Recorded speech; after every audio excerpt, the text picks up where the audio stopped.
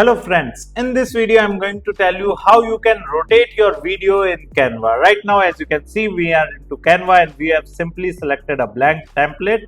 Now we are going to elements and here we are searching for travel. You can also upload your video.